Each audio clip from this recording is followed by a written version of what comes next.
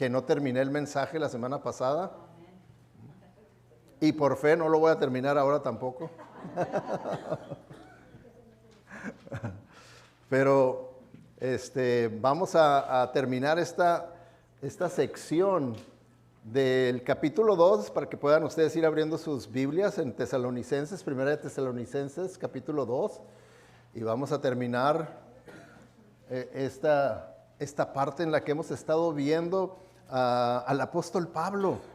Cómo el apóstol Pablo tenía ese sentido de responsabilidad, de que él entendía lo que era la gran comisión, que la gran comisión no terminaba con llevar a una persona al conocimiento de Cristo, sino que continuaba con enseñarles a que guarden todas las cosas que yo les he enseñado. O sea, que continúa que nosotros lo que le llamamos discipularlos, ¿verdad? Formarlos en discípulos, o sea, ayudarlos a que crezcan, a esos bebés, a que crezcan para que aprendan a caminar y puedan ellos ya por sí solos seguir adelante. Pero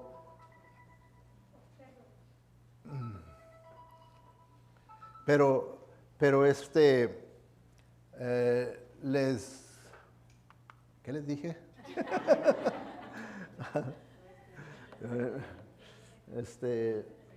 Bueno, de Pablo, vamos a comenzar desde el comienzo otra vez.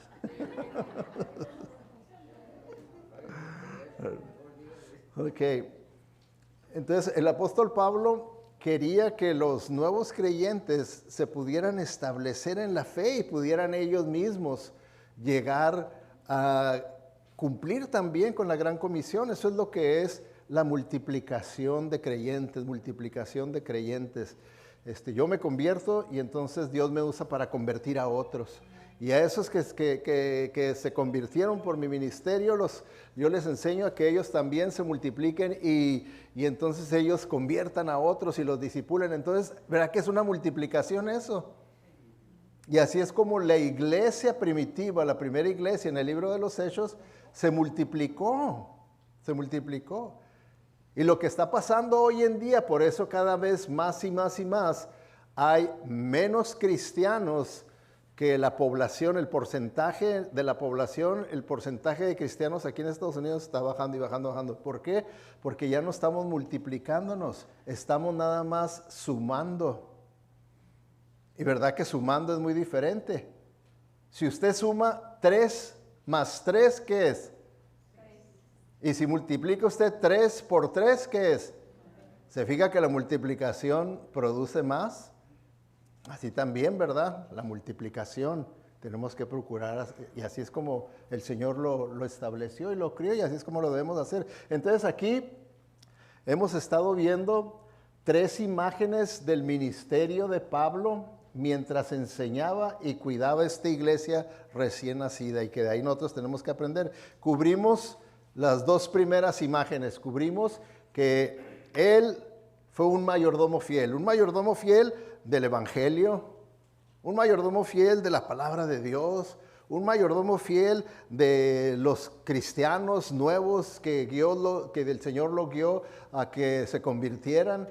Y entonces él cumplió como un mayordomo en hacer lo que su amo, lo que su Señor le había dicho que hiciera. Y que así es como nosotros tenemos siempre que vernos como mayordomos, que todo lo que somos, todo lo que tenemos, todo lo que debemos de hacer, todo que sea de acuerdo a la decisión de nuestro amo, de nuestro Señor. Por eso le decimos mi Señor Jesucristo. Él es mi Señor, quiere decir que yo hago lo que Él me ha mandado que yo haga. Entonces, Pablo fue un mayordomo fiel. Entonces nosotros así también tenemos que vernos como un mayordomo fiel. En segundo lugar, cubrimos que él también cuidaba de los nuevos creyentes como una madre amorosa. Una madre amorosa cuida a sus bebés con mucho cuidado. Lo alimenta, lo cuida, lo protege de todo, ¿verdad? Entonces, así el apóstol Pablo les dice que él ha sido para ellos como una madre amorosa.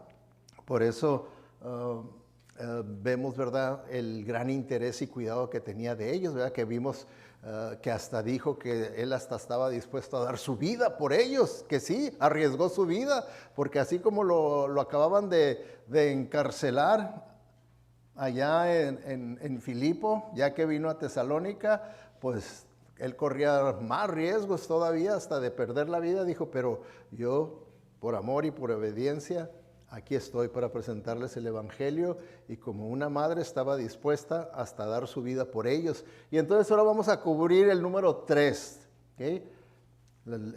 Una tercera característica del apóstol Pablo, ¿verdad? Que también cuidó de ellos como un padre cuidadoso, como un padre cuidadoso. Aquí tenemos a estos bebés en Cristo, esta nueva iglesia, y Él está cuidando de ellos como un mayordomo fiel, como una madre amorosa y como un padre cuidadoso. Vamos a leer los versículos del 9 al 12. Ahí en su Biblia, ¿lo tienen? Versículos del 9 al 12.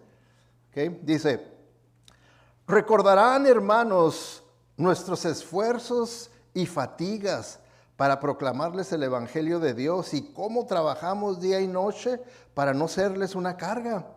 Ustedes son testigos, y también Dios, de que nos comportamos con ustedes los creyentes de una forma santa, justa e irreprochable. Saben también que a cada uno de ustedes los hemos tratado como trata un padre a sus propios hijos. Los hemos animado, consolado y exhortado a llevar una vida digna de Dios, que los llama a su reino y a su gloria. ¿Okay? Entonces pudieron ver ahí al apóstol Pablo mencionando cómo ha cuidado de ellos como un padre, ¿verdad? Un padre cuidadoso. Él ha cuidado de ellos.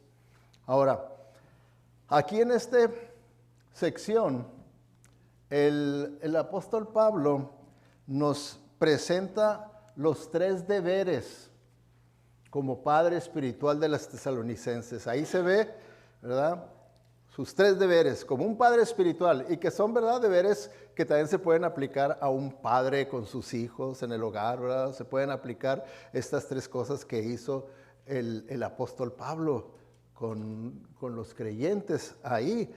Primeramente hace mención de su trabajo, y nosotros sabemos, ¿verdad?, que pues eso es lo más básico que sabemos de un padre de familia, que trabaje, ¿verdad? Que trabaje. ¿O ve usted bien a un padre de familia que no quiera trabajar? Que en realidad deberíamos de poder aplicar hasta de una forma, podríamos decir, social, lo que dice la Biblia. Dice, al que no quiera trabajar, que no coma. Pero hoy en día muchos dicen, no, yo no quiero trabajar, que al cabo que me van a dar estampillas. Cuando podríamos decir, no, vamos a seguir lo que dice la Biblia, que no coma, no, se va a trabajar. Se va a trabajar. Entonces esta es una característica, ¿verdad?, de que un padre trabaja. Y el apóstol Pablo así dice, ¿verdad? Dice él, ¿acaso no se acuerdan, amados hermanos, cuánto trabajamos entre ustedes? Día y noche nos esforzamos. Entonces, ¿se fijan? Estos nuevos creyentes podían ver en Pablo el misionero, el evangelista, el pastor de ellos, pudieran ver que era incansable en trabajar. Ahora, ¿no debemos como cristianos trabajar para la obra de Dios? ¿Sí o no? ¿Será parte de la voluntad de Dios para los cristianos que trabajemos para Él?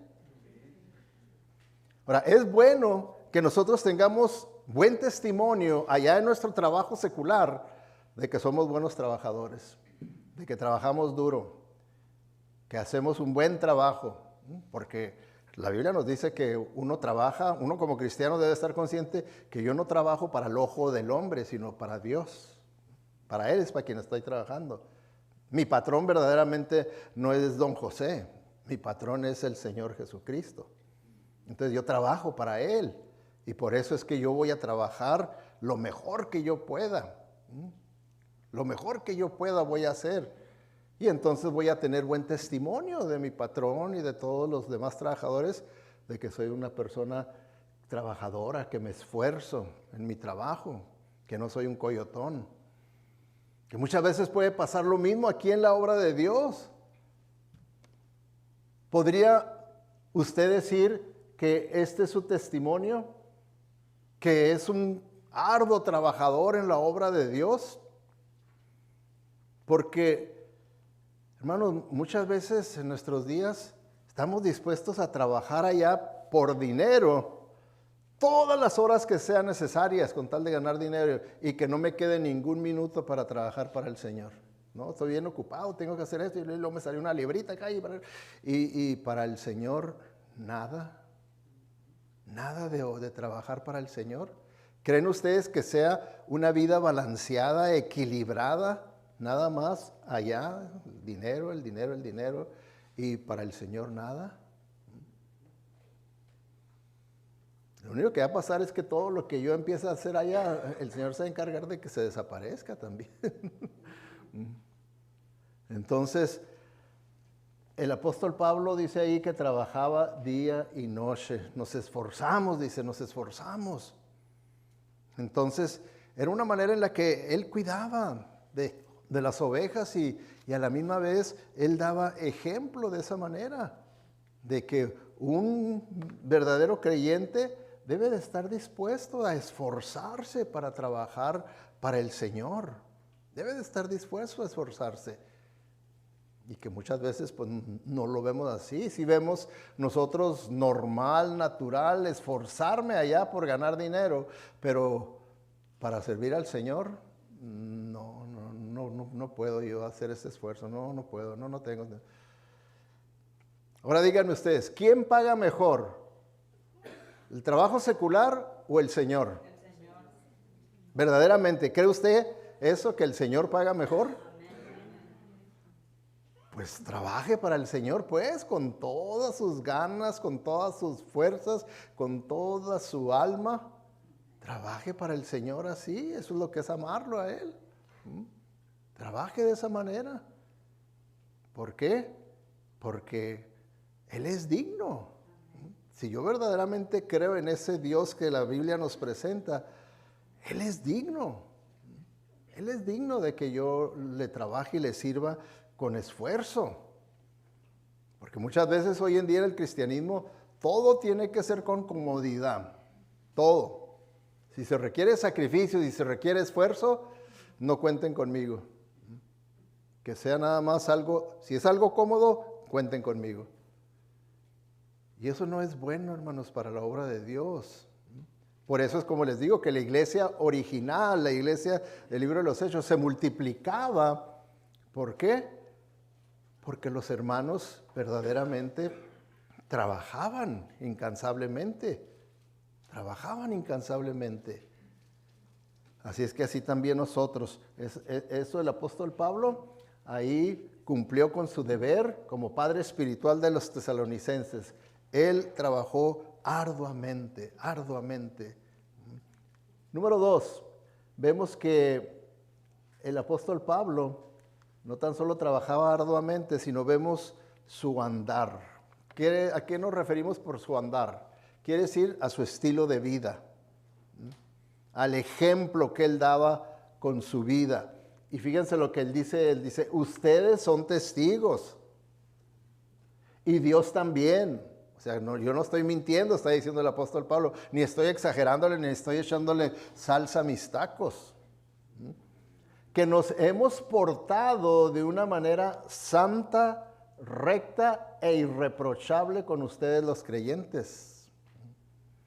Ustedes se fijan, él entendía que tenía una responsabilidad de qué testimonio le daba a las personas. ¿Usted siente esa responsabilidad de que usted da un testimonio? Porque todos estamos dando un testimonio, ya sea bueno o malo. Pero todos estamos dando un testimonio. ¿Y está usted consciente de eso? Porque se puede ver que el testimonio afecta a las personas. Yo lo veo como pastor. Viene una persona nueva y empieza a venir y empieza a ver que es normal para la iglesia llegar tarde. Y ellos también empiezan a llegar tarde. porque pues que es normal, así es esta iglesia. Llegamos tarde. Empiezan a notar que unos vienen cuando quieren y no vienen y entonces pues también yo, pues ¿qué tiene? Aquí se vale faltar las veces que uno quiera faltar, irse y todo, y no tener ningún compromiso, no tener ninguna responsabilidad, nada. Es como ir al cine cuando yo quiera, voy un poco de diversión bíblica y ya. Entonces, vemos, ¿verdad?, que nuestro andar, nuestro testimonio, bien importante, hermanos, porque un testimonio de una iglesia es crítico, ya sea para que una iglesia crezca o no crezca. El testimonio de una iglesia en general, como en general nosotros damos testimonio a la gente que viene. Es crítico eso. Y aquí el apóstol Pablo, fíjense lo que dice. Dice, Dios sabe y ustedes saben cómo nos hemos portado de una manera santa. ¿Qué quiere decir santa? No quiere decir perfecto, pero quiere decir, la palabra santo es apartado del pecado, apartado del mundo. ¿Nada más eso quiere decir? No, tiene una doble connotación. Apartado del mundo para servir al Señor. Eso es lo que es la santificación, ser santos, apartado del mundo para servir al Señor. No nomás, muchos creen que ser santo es nomás ser una buena persona. No, yo no tomo, ni bebo, ni digo malas palabras y ya soy santo. No, eso no es ser santo. Eso es ser santurrón, pero no santo. Ser santo es, yo me aparto del pecado, yo me aparto del mundo, de las cosas de este mundo, de esta sociedad, pero con el propósito de servir a mi Señor, de servir, eso es, mientras uno no sirva al Señor, no está viviendo santificadamente. Y aquí lo que dice el apóstol Pablo, ustedes son testigos de que así es como yo he vivido de una manera santa, recta quiere decir, he sido consistente. Este es el camino que el Señor nos ha trazado y ese camino yo he seguido consistentemente. Pase lo que pase, así venga la tribulación, así venga contra mí, tenga los enemigos, yo sigo ese camino que Dios me ha indicado. Recto. Y así también nosotros debemos dar ese testimonio y decir, no importa lo que pase en mi vida, yo sé que van a venir tribulaciones, van a venir todo, pero yo tengo que seguir el camino recto que el Señor ya me ha trazado. Él ya me lo trazó, pues yo lo voy a vivir y así fue. Y dice, fíjense la palabra, irreprochable con ustedes los creyentes. ¿No se les hace que está pesadita la palabra, irreprochable? Puede usted decir, pastor, yo también he vivido una vida irreprochable aquí delante de todos. Ahora, la palabra irreprochable no quiere decir perfecta, porque nadie puede vivir una vida perfecta, pero bíblicamente sí podemos vivir una vida irreprochable. ¿Por qué creen que es una de las características y condiciones que se pone para una persona que quiera ser un anciano de la iglesia, un pastor de la iglesia, un diácono de la iglesia, que tenga un testimonio irreprochable? Entonces es algo que se puede tener, ¿verdad? Que se puede tener, pero que muchas veces creemos que esto es nada más para los pastores, para los que están en liderazgo ministerial, ¿verdad? Pero no, es para todos. Y el apóstol Pablo dice, ustedes saben cuál ha sido mi andar. Entonces, él como un padre, ¿verdad que eso es lo más importante de un padre de familia? ¿Su ejemplo que le dé a sus hijos? ¿O es más importante el dinero que les pueda proveer? ¿Qué creen ustedes que sea más importante? Claro que el ejemplo.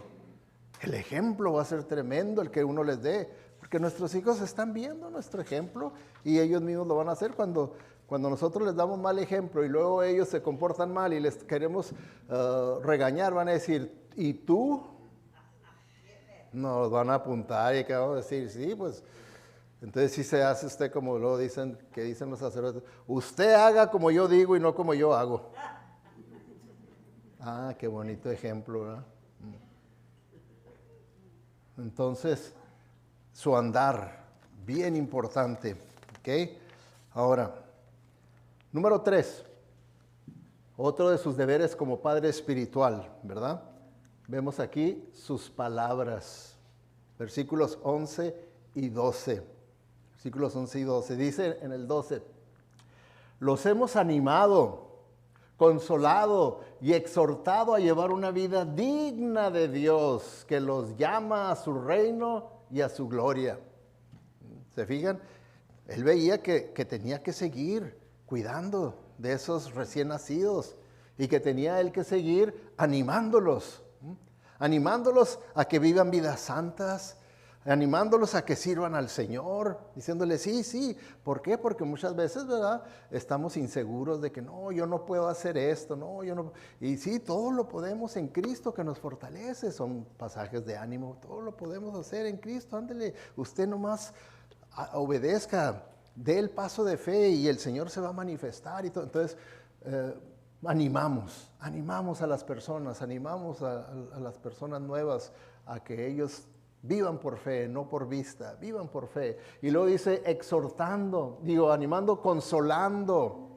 Consolando principalmente podemos ver cuando, como en este caso, ¿verdad?, los tesalonicenses que estaban sufriendo ahora persecución.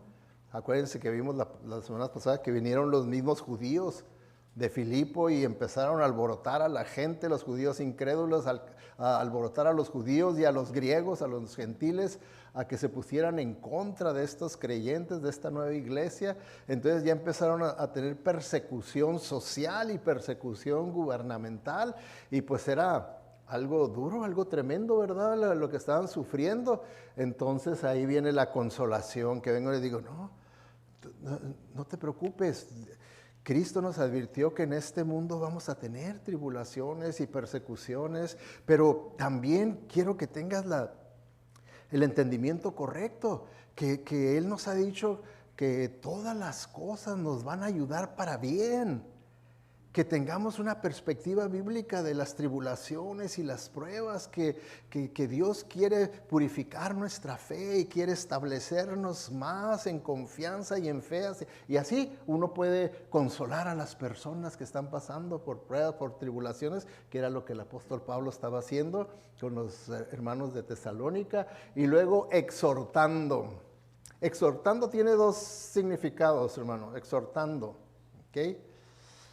Quiere decir, exhortar quiere decir no tanto regañar, pero tiene un sentido como de regañar, pero es más bien exhortar, quiere decir hacerle ver a una persona lo que está haciendo mal, pero con un énfasis de motivarlo a que haga el bien. ¿Se fijan? Eso es lo que es exhortar.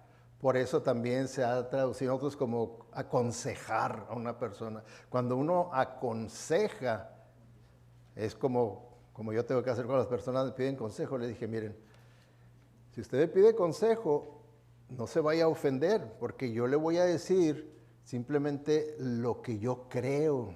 No estoy asegurando. De lo que usted me dice, esto es lo que yo creo. Y entonces usted tome lo que sea verdad y lo que no sea verdad. Entonces exhortar quiere decir eso. Que una persona viene y me dice, mira, esto está mal, ¿verdad? Mira, así es como se debe hacer, eso es lo que tienes que hacer. Entonces se le enseña a la persona lo que está mal y cómo es lo que está bien. No nomás se le critica a la persona diciéndole, estás bien mal porque tú esto y tú lo otro, y, bueno, tú dices ser cristiano, porque cristiano es puro hipócrita. No se trata nada más, ¿verdad?, de atacar a una persona, sino que lo exhortamos. Sí le hacemos ver lo que está mal, pero le hacemos ver cómo corregirse. Y eso es lo que el apóstol Pablo hacía. Y es algo que nosotros también tenemos que hacer con las personas nuevas. Entonces, aquí en esta sección de Primera de Tesalonicenses capítulo 2, del versículo 1 al 12, Pablo nos ha mostrado cómo criar a los bebés, cómo ministrar a los nuevos creyentes, y nos dijo que siendo mayordomos fieles, fieles mayordomos del Evangelio, fieles mayordomos de la palabra de Dios, fieles mayordomos de las personas que el Señor nos ha confiado, y número 2, que debemos de tratarlos como una madre amorosa, con mucho cuidado, ¿verdad? Como se trata a un bebé recién nacido, alimentándolo sanamente con la leche pura de la palabra de Dios, se alimenta a un bebé. Y también nos dijo que como un padre cuidadoso, un padre que es trabajador, un padre que da un buen testimonio y un padre que también con sus palabras los anima, los consuela, los exhorta. Así es como vemos, ¿verdad?, en esta parte cómo debemos de criarlos.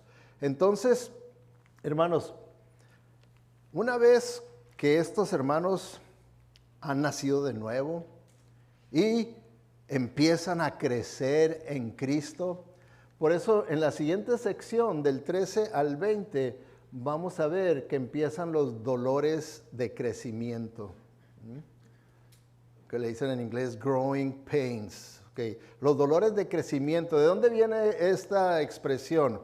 Dice ahí, los niños y niñas entre 9 y 14 años de edad suelen quejarse de dolores musculares y articulares directamente asociados con la explosión del crecimiento de la pubertad, ¿verdad? De la adolescencia. Como se crece, empiezan a crecer más rápido, ¿verdad? Que de repente vemos y, ¡uy! De una semana para otra, mira nomás qué estirón te diste. Entonces, vienen dolores, ¿verdad? Como dice ahí, musculares, articulares. Entonces, hermanos, eso es algo que nosotros tenemos que entender, memorizárnoslo, hacerlo nuestro, entender que cuando nosotros nos disponemos y nos entregamos a querer crecer espiritualmente, en el conocimiento del Señor, en su gracia, la gracia, cuando dice crecer en la gracia del Señor, quiere decir el que yo aplique ese conocimiento a la vida diaria, entonces va a haber dolor, hermanos. El crecimiento va a traer dolor. Y muchas veces, como les digo, ese es el engaño que el mundo, la sociedad en la que vivimos, como que no queremos dolor. El dolor lo vemos como un enemigo, como algo que debemos de desechar. Cuando el Señor dice, no, todas las cosas te ayudan para bien. Créeme, dice el Señor, créeme que todas las cosas ayudan para bien, para aquellos a quien yo he llamado, para conformarlos de acuerdo a la imagen de mi Hijo. Todas las cosas te van a ayudar para bien.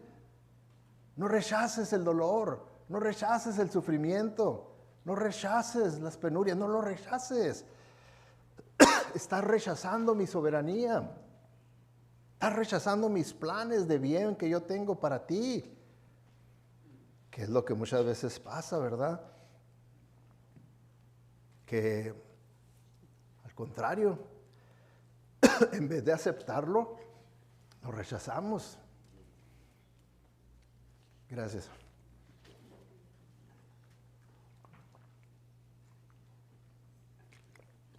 ¿Y qué pasa? Empezamos a pedirle cuentas a Dios. ¿Por qué? ¿Por qué ¿Por qué estás mandándome esto? ¿Por qué yo? ¿Por qué? Y es que en su mente está diciendo, si yo he ido a la iglesia, si yo he hecho esto, si yo me porto bien, ¿por qué pues? Yo he tenido así personas que, ministrándoles en sus momentos de gran dificultad, se abren y se preguntan, pero ¿por qué, pastor? ¿Por qué Dios esto? ¿Por qué lo otro? Yo he tratado. Y mi primera pregunta que yo les hago, porque yo les contesto con una pregunta, le digo, ahora usted contésteme nada más, ¿por qué no usted? ¿Por qué no usted? ¿Por qué usted no puede pasar por tribulaciones y sufrimientos?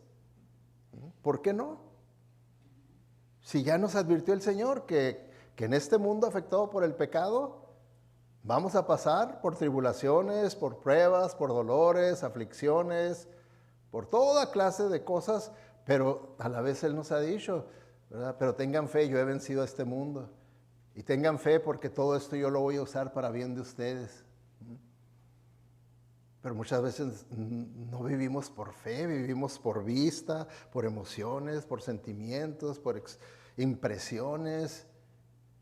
Y entonces fallamos en poder recibir toda la bendición de Dios. Entonces tenemos que verdaderamente creer que mi crecimiento espiritual va a requerir de dolor. Va a requerir de dolor, que no va a ser algo fácil y sin dolor, para nada. Ahora, vamos a ver, hermanos, cómo el apóstol Pablo explica los recursos divinos que tenemos en tiempos de sufrimiento. ¿Por qué? Porque esta iglesia de Tesalónica estaban pasando ahora por momentos de sufrimiento. ¿Se imaginan? El gozo de la conversión, el gozo de comenzar una nueva iglesia, el gozo de tener otros hermanos que ahora han tenido la misma experiencia que nosotros y somos afines en nuestra manera de ver ahora la vida y todo. Somos afines y luego de repente todos en contra nuestra. Los judíos en contra nuestra, los griegos en contra nuestra, el gobierno en contra nuestra. De repente. Entonces el apóstol Pablo, como pastor de ellos, les explica, miren, ahora que están ustedes sufriendo por estos dolores, por esta situación, hay recursos divinos que tenemos para confrontar esos tiempos de sufrimiento. Y los recursos divinos no es empezar a pedirle cuentas a Dios. ¿Por qué? ¿Por qué? ¿Por qué? Yo quiero saber por qué. Esos no son recursos divinos, son recursos carnales. Pero los recursos divinos, vamos a ver cuáles son. Les voy a presentar esta sección, el bosquejo de cómo se divide. El primer versículo, versículo 13, dice que el primer recurso divino que tenemos es la palabra de Dios en nosotros.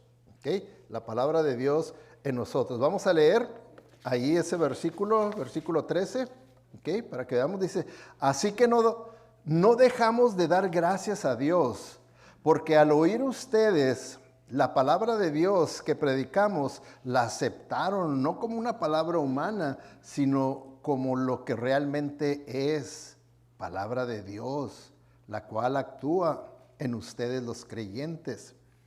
Y luego el versículo 14 al 16, otro de los recursos que el Señor nos ha dado para poder confrontar el sufrimiento es el pueblo de Dios que nos rodea, ¿okay? Los hermanos, la iglesia, dice el versículo 14. Ustedes, hermanos, siguieron el ejemplo de las iglesias de Dios en Cristo Jesús que están en Judea, ya que sufrieron a manos de sus compatriotas, lo mismo que sufrieron aquellas iglesias a manos de los judíos. Estos mataron al Señor Jesús y a los profetas y a nosotros nos expulsaron. No agradan a Dios y son hostiles a todos, pues procuran impedir que prediquemos a los no judíos para que sean salvos. Así en todo lo que hacen llegan al colmo de su pecado, pero el castigo de Dios vendrá sobre ellos con toda severidad. Y luego continúa, ¿verdad? Del versículo 17 al 20, la gloria de Dios delante de nosotros. Dice, nosotros, hermanos, luego de estar separados de ustedes por algún tiempo en lo físico, pero no en lo espiritual, con ferviente anhelo hicimos todo lo humanamente posible por ir a verlos. Sí, deseábamos visitarlos. Yo mismo, Pablo, más de una vez intenté ir, pero Satanás nos lo impidió. En resumidas cuentas, ¿cuál es nuestra esperanza, alegría o corona delante de nuestro Señor Jesús para cuando Él venga? ¿Quién más sino ustedes? Sí, ustedes son nuestro orgullo y alegría. ¿Ok? Bueno, entonces vamos a ir viendo cada uno de estos puntos de este bosquejo. ¿Ok? No les puedo decir cuántos vamos a cubrir ahora, ¿verdad? No les puedo decir, pero sí les puedo decir que vamos a terminar a tiempo. Ok, vamos a ver primeramente la palabra de Dios en nosotros. La palabra de Dios en nosotros. Ok. Cuando hablamos de la palabra de Dios en nosotros, tenemos que entender que estamos hablando de que nosotros hemos hecho la palabra de Dios mía. La he aceptado como mi regla de fe y de conducta. Yo la he aceptado como mi regla de fe y de conducta. ¿Okay? No es nomás que tengo conocimiento. No nomás tengo conocimiento de la palabra de Dios, aquí conocimiento, sino que la he aceptado como la regla para conducirme en esta vida, como lo hizo el apóstol Pablo. Entonces, vemos, ¿verdad?, lo que ellos hicieron. Aquí el apóstol Pablo nos dice, ¿verdad?, por qué estos hermanos se ve que la palabra de Dios estaba en ellos. ¿Por qué? Porque dice que primeramente que ellos apreciaron la palabra. Apreciaron la palabra. Fíjense el versículo 13, vuélvanlo a leer. ¿Okay? Vuélvanlo a leer, dice, así que no dejamos de dar gracias a Dios, porque al oír ustedes la palabra de Dios que predicamos, la aceptaron no como palabra humana, sino como lo que realmente es, palabra de Dios, la cual actúa en ustedes los creyentes. ¿Dónde se ve que apreciaron la palabra? Cuando ellos la consideraron palabra de Dios. ¿Sí entienden, hermanos? ¿Cómo la consideraban ellos? Palabra de Dios. ¿Cómo están considerando ustedes ahorita mis palabras? ¿Palabras del pastor o palabras de Dios? Cuando nosotros nomás vemos como el pastor, no va a poder usted internalizar la palabra de Dios, no la va a poder hacer suya, porque eso es el pastor. ¿Cuántas veces yo me he encontrado, ¿verdad?, con hermanos que les digo, hermano, pero es que la Biblia dice, sí, pero yo creo. Es que no es que sea mi enseñanza, mi palabra, mi doctrina, mi posición. Es lo que dice Dios. ¿Cree usted que es palabra de Dios? Si uno verdaderamente cree que es palabra de Dios, wow, es palabra de Dios. Y si es palabra de Dios, entonces yo soy responsable de creerla, vivirla, internalizarla para que sea mi regla de conducta, de fe. Porque es de Dios, no es del hermano Sergio, es de Dios. Pero hay muchas veces fallamos en eso y vemos que el apóstol Pablo ve aquí que estos hermanos apreciaron la palabra de Dios. ¿Por qué? Porque la consideraron, dice ahí, no como palabra de hombres. Y no es que se les haya aparecido Jesucristo y les haya predicado, no. Era Pablo, era Silas, era Timoteo, los que les enseñaban, los que les predicaban. Pero ellos no veían que eran palabras de Pablo, no veían que eran palabras de Timoteo ni de Silas, decían, palabra de Dios, palabra de Dios. ¿Se fijan?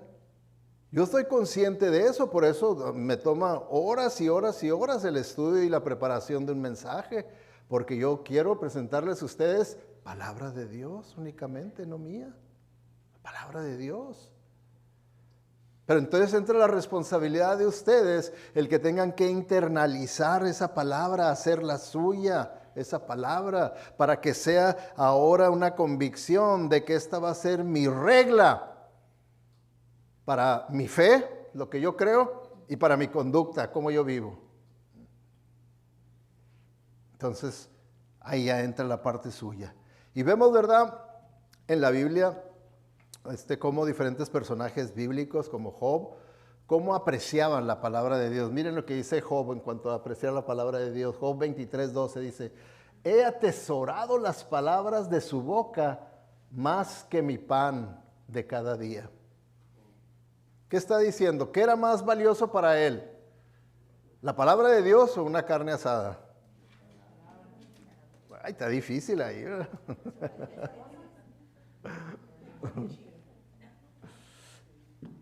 Entonces la pregunta aquí, ¿verdad?, para nosotros es, ¿preferirías tener la Biblia que la comida? Que dicen, las dos cosas, pastor, porque va a tener que ser una u otra.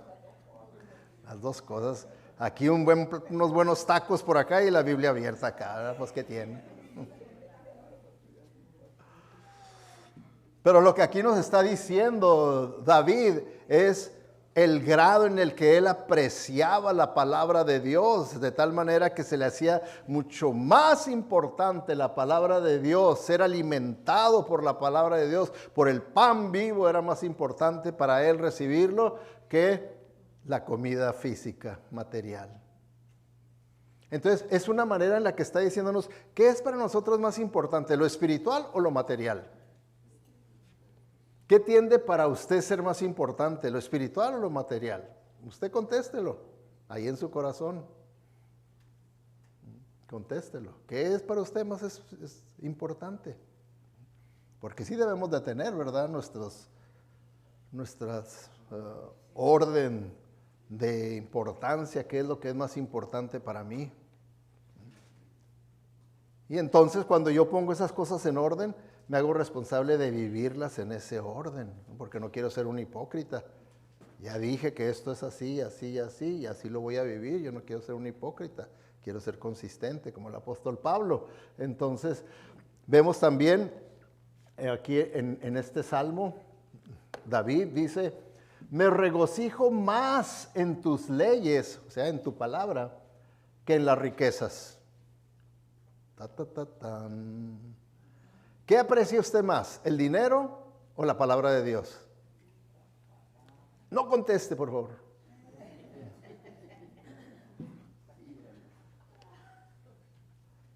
Digo porque está comprobado que nuestra sociedad hoy en día aquí en los Estados Unidos, no sé en otros lugares, pero aquí en los Estados Unidos, estamos más enfocados y entregados a las cosas materiales, a las riquezas, al dinero, que a las cosas espirituales. Que eso es lo que tiene prioridad. Prioridad. Las cosas materiales es la prioridad. Las cosas de Dios, secundario. Puede pasar al segundo término, tercer término. Ahí le puede uno ir bajando, pero las cosas materiales, las riquezas, el dinero, ganar dinero, no, eso es la prioridad número uno en la vida de muchos cristianos evangélicos. Mucho. Yo no sé de ustedes, cada quien aquí que nos evaluemos. ¿Sí? Cada quien aquí que nos evaluemos. Tenemos que evaluarnos, ¿verdad? ¿Sí? Por eso la pregunta es, dice, ¿preferirías tener la palabra de Dios más que el dinero?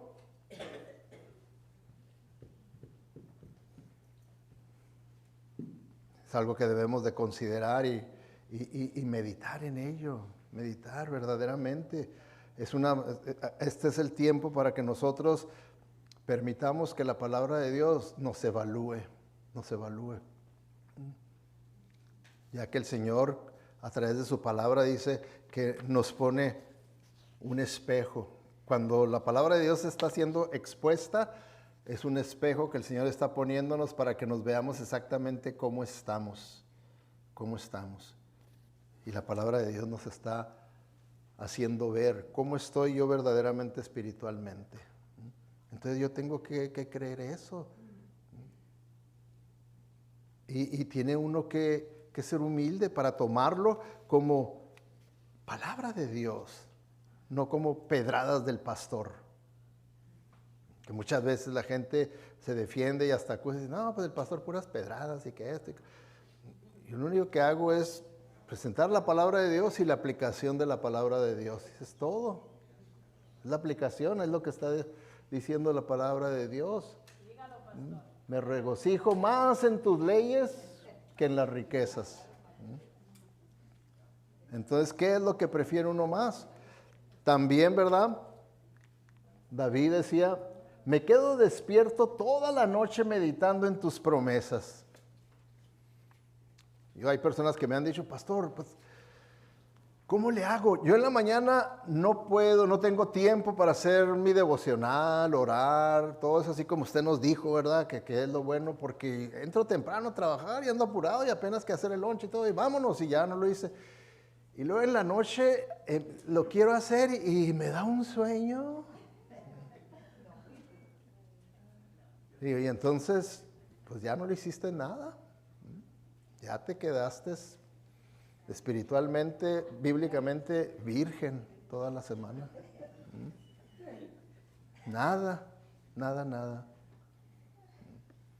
Y aquí es la pregunta para nosotros. ¿Preferirías tener la palabra de Dios que dormir? ¿No puedes sacrificar una hora en la noche de dormir por entrar a la palabra de Dios?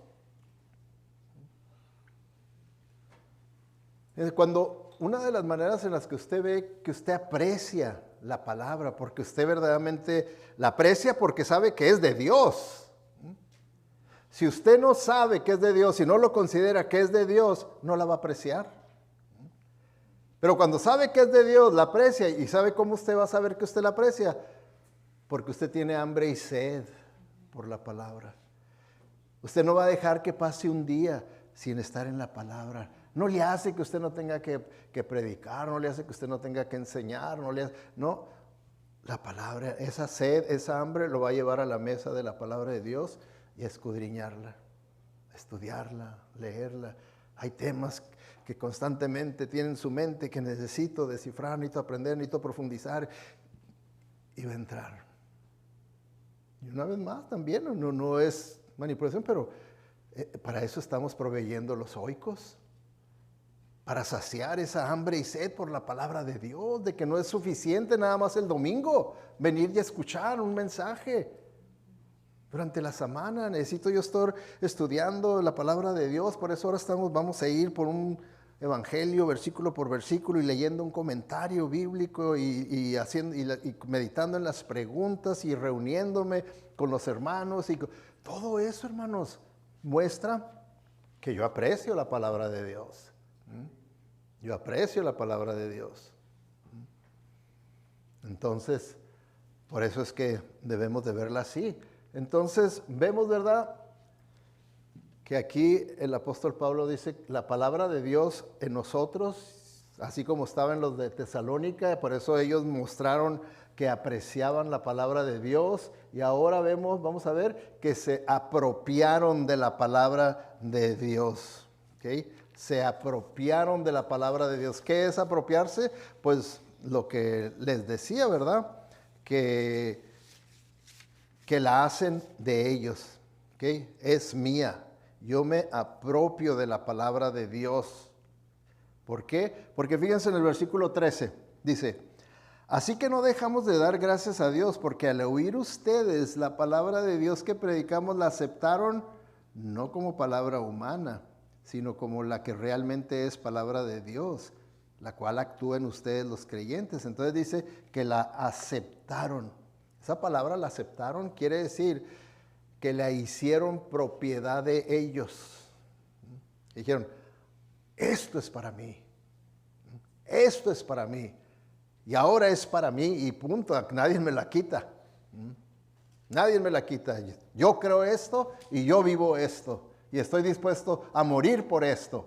Ahora díganme ustedes, los cristianos del libro de los Hechos, ¿no estuvieron dispuestos a morir por la palabra de Dios? ¿Sí o no? Sí, estuvieron dispuestos a morir. Y hermanos, estamos hablando de morir de formas horribles. Formas horribles. De que no sé nosotros cómo responderíamos si supiéramos que nos dijeran, ¿sabes qué? Niega tu fe, niega esto, niega lo otro, si no, te vamos a echar con los leones hambrientos.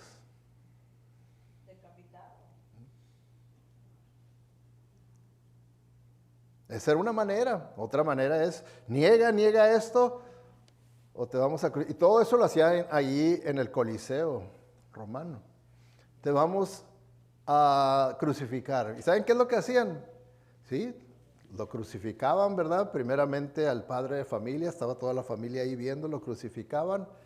Y cuando estaba gritando y sufriendo, le prendían fuego a la cruz para que se acabara de incendiar vivo. Y luego también parte del show del circo romano era también echar a la familia a que pelearan con gladiadores, expertos en la batalla, gladiadores. Entonces el padre de familia pues quería siempre cuidar a su familia y era el primero que mataban los gladiadores. Entonces los gladiadores decían, vamos a matar a los niños. La madre quería protegerlos, se metía, mataban a la madre. Y por último, a los niños los mataban. Y así le cambiaban. A veces primero mataban a los niños para que los padres sufrieran y todavía les daban oportunidad. ¿Quieren negar la fe? Entonces, ¿se imaginan ustedes que usted estuviera en una situación así? ¿Cómo está su fe? ¿Qué haría en ese caso? Nomás para que veamos, ¿verdad?, cómo a veces el orden de la sociedad, el ambiente en el que vivimos nos va afectando. Y vamos haciéndonos igual que el mundo, de comodines, de faltos de fe, de convicciones. Y muchas veces nada más nos conformamos con practicar cierta religiosidad. Cierta religiosidad. Y aquí, ¿verdad?, nos está haciendo ver cómo ellos aplicaron la palabra de Dios. La aplicaron. Fíjense lo que dice al final del versículo 13, cuando dice, sino como lo que realmente es palabra de Dios. Ellos la aceptaron como palabra de Dios y lo que dice, la cual actúa en ustedes los creyentes. ¿Qué quiere decir? Esa palabra de Dios que ustedes hicieron suyas, la apropiaron, ahora está actuando en ustedes, ahora se está viviendo a través de ustedes, ahora la están practicando ustedes. Es lo que dice, ahora la están practicando. ¿Se fijan? Entonces, la palabra de Dios, tenemos que tener mucho cuidado porque el mismo Jesucristo nos advierte, dice, luego Jesús agregó, presten mucha atención a lo que oyen. Presten mucha atención a lo que oyen. Debemos de tener mucho cuidado. Porque muchas veces nuestra fe puede estar así desequilibrada. ¿Por qué? Porque oigo por aquí, oigo por allá, y oigo por allá, y oigo por allá, y ya traigo un cóctel de creencias. Y no hay consistencia. No hay consistencia. Y es que hoy en día muy fácilmente, ya bajé la aplicación de tal predicador, me gusta esto, y ya bajé la aplicación, y el Señor dice, hey, ¿qué estás oyendo? ¿Qué estás oyendo? ¿Verdaderamente hay consistencia doctrinal en lo que oyes? ¿Hay consistencia doctrinal? Si no, vas a andar para allá y para acá. Yo he visto personas aquí a través de los años que muy fácilmente, ahí ando visitando a la iglesia adventista, ahí ando visitando ahora a los testigos, ahí ando visitando a los mormones, y ahí ando visitando, estoy yendo entre semana a una iglesia carismática. Oyes, ¿qué va a pasar con esa fe? ¿Qué va a pasar? Entonces, hermanos, lo que estamos viendo, también dice, así que, otra vez el Señor Jesucristo, otra advertencia, así que presten atención cómo oyen. Ahora ya no es lo que oyen, sino cómo oyen. ¿Cómo oyen? ¿Cómo están oyendo ustedes ahorita? ¿Están oyendo verdaderamente con atención y entendimiento o están pensando en, lo que tengo que hacer al salir de aquí? el juego que ahorita está, hijo, yo creo que ya está en el segundo tiempo, ¿cómo irán a ver? Que puedo ver ahorita en el teléfono, a ver cómo va el score o esto, o ¿a dónde vamos a ir ahora a comer? Hermanos, nos dice, fíjense cómo oyen, porque díganme ustedes, ¿por qué? Y a mí me pasa eso todos los domingos, ¿por qué puedo yo ver desde aquí personas interesadas oyendo y hasta tomando nota y otras personas durmiéndose? Ahora, me echan la culpa a mí por los que se están durmiendo. Y cuando les digo despiértenlos, me dicen, usted los durmió, usted despiértelos. Pero, hermanos, si es mi culpa el que ellos estén durmiendo, ¿es mi culpa de los otros que están atentos y interesados? No. La diferencia la hace la condición del corazón de la persona. La condición del corazón de la persona va a determinar qué tanto interés tenga la persona por la palabra de Dios y si no tiene interés. Si no tiene interés, ya lo que quiere es que me calle. Que me calle y nos despida y vámonos. Tengo muchas cosas más importantes que hacer que estarlo oyendo a usted parlotear. Eso es lo que pasa. Entonces, por eso nos dice, hey, cuidado cómo oyen. Porque, hermanos, no importa qué versión bíblica ustedes tengan, la más sencilla de entender, si usted no tiene interés, no la va a entender, porque fíjense lo que dice. Así que presten atención cómo oyen. A los que escuchan mis enseñanzas, con atención, con interés, se les dará más entendimiento.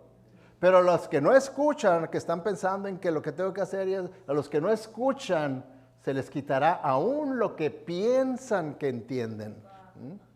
Aún lo que piensan que entienden se les quitará. ¿Se fijan? Está duro, ¿verdad? No son pedradas mías, son del Señor. Es el Señor lo que está enseñándonos, diciéndonos, ¿verdad? Entonces, vemos nosotros, tengo que terminar este versículo número 1. ¿Apreciaron la palabra? ¿Qué dicen ustedes? Amén. Que termine. ¿Apreciaron la palabra? Se apropiaron de la palabra y se aplicaron la palabra. ¿Ok? Se aplicaron la palabra. ¿Ok?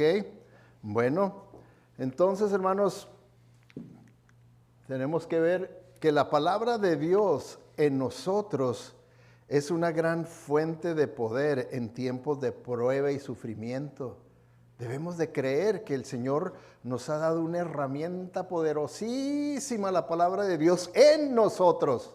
No nomás aquí conocimiento, no, pero aquí en nuestro corazón, que verdaderamente me he apropiado de ella. Es mía, esto es para mí. Y usted va a saber que usted se ha apropiado de aquello. ¿Por qué? Porque lo vive. ¿Okay? Entonces, usted se apropia de la palabra de Dios y la vive. ¿Qué es lo que vemos aquí, verdad? Que si nosotros apreciamos la palabra, que es de corazón, ahí en el corazón la apreciamos, sabemos que es de Dios, ¿okay? Y nos apropiamos de la palabra aquí en la mente, ¿verdad? Esto ya es mío, esto es lo que yo creo y esto es lo que yo voy a vivir. Y aplicamos la palabra, que entra la voluntad, ya entra la voluntad ahí de nosotros. ¿Qué es lo que va a pasar? Dígame usted, ¿qué puede pasar si esto le pasa a una persona? Aprecia, la apropia, la aplica, ¿qué le va a pasar? Bueno, todo nuestro ser será controlado por la palabra de Dios y Él nos dará la victoria. A esto, hermano, de lo que está ahí en rojo, el apreciarla, apropiarnos y aplicarnos, también es lo que se le conoce en la Biblia como estar lleno del Espíritu Santo. Es lo mismo, estar lleno del Espíritu Santo es apreciar su palabra, apropiarse la palabra, aplicar la palabra. Ser lleno del Espíritu Santo es ser controlado, dirigido por el Espíritu Santo, y el Espíritu Santo me va a guiar a todas estas cosas. Esto es lo mismo, es lo mismo. ¿Okay? ¿Cómo está, hermano? ¿Cómo salió en cuanto a esto? Nomás pudimos cubrir el primer versículo, pero tiene suficiente enseñanza, ¿verdad?, para nosotros. Ese primer versículo que vimos, el versículo 13, es un reto para que nosotros lo tomemos verdaderamente. ¿Okay? Y que verdaderamente, por eso es que es importante que nosotros mostremos lo que acabamos de escuchar con gran interés por la palabra de Dios. Para mí se me hace que se muestra interés cuando una persona hasta toma notas, quiere llevar notas, quiere escribir lo que el Señor le impactó y le dijo para seguir meditando, pues, y toma notas y sigue oyendo. Simplemente hay personas que pueden decir, yo soy malo para tomar notas, ni lo voy a escuchar a usted y ni voy a poder escribir aquí. Yo entiendo eso, pero por eso es que lo tenemos grabado y el mismo domingo el mensaje ya está ahí en YouTube, para que pueda usted durante la semana seguir meditando y viendo lo que Dios me habló, en dónde me impactó Dios, lo que yo tengo que hacer. Como también otra de las cosas que vemos que le hacemos, mostramos aprecio por la palabra de Dios. Al salir los domingos, que se reúnen a comer ahí con la familia, hablen acerca del mensaje. ¿Qué pasó? ¿Cómo se te hizo el mensaje? ¿Qué parte te impactó más? ¿Qué consideras? Y hablar. No hablar para criticar. No se trata de eso, para criticar. ¿Te fijaste cómo el pastor dijo por el hermano? Y era para la hermana esa pedrada que le aventó, ¿verdad? Ahí. No se trata de eso, se trata para que meditemos y veamos cómo el Señor nos habló.